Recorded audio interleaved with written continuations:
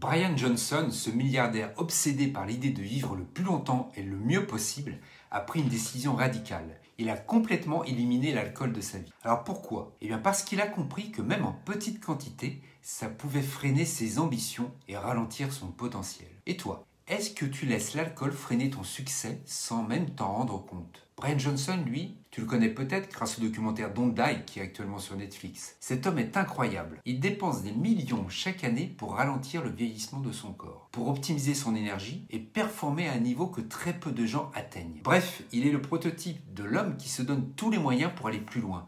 Plus vite, plus fort. Mais ce qui est fascinant, ce n'est pas juste sa fortune ou ses machines ultra technologiques. Non, c'est sa philosophie. Il n'y a pas de place pour ce qui freine son évolution, et même si c'est socialement acceptable. Et dans cette logique, l'alcool est tout en haut de la liste des choses à éliminer. Et il n'a pas tort. On ne parle pas ici de boire un verre ou deux et de finir par terre, non.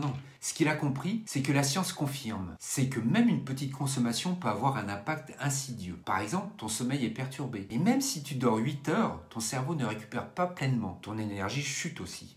Et pour quelqu'un qui veut performer, la fatigue, c'est le pire ennemi. Ta clarté mentale diminue. Les bonnes idées et les prises de décision deviennent plus compliquées. Et ce sont ces petits impacts qui, cumulés, font toute la différence entre une vie où tu progresses constamment et une vie où tu es constamment en mode bof. Mais ce que j'admire chez Brian, ce n'est pas juste qu'il ait pris cette décision. C'est le fait qu'il ait compris pourquoi il devait le faire. Parce que soyons honnêtes, la plupart d'entre nous, nous consommons ou nous consommions l'alcool par habitude, par automatisme. C'est normal, c'est ce qu'on fait. On ne prend même pas le temps de se demander si c'est vraiment aligné avec nos objectifs. Alors aujourd'hui, est-ce que ton rapport à l'alcool est cohérent avec la vie que tu veux construire? Si cette question te fait réfléchir, alors il est peut-être temps d'explorer. Et c'est exactement pour ça que j'ai créé le programme Le Déclic. Ce programme, ce n'est pas un appel à tout arrêter brutalement ou à devenir parfait. C'est une invitation à comprendre l'impact de l'alcool sur toi, ton corps et tes ambitions. Tu n'as pas besoin de millions comme Brian Johnson pour reprendre le contrôle. Tu as juste besoin de la bonne approche et de la bonne réflexion.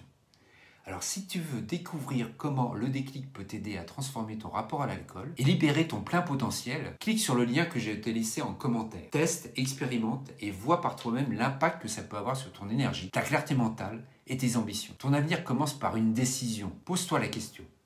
Et si toi aussi tu décidais d'optimiser ta vie? Peut-être que l'alcool n'est pas un problème pour toi.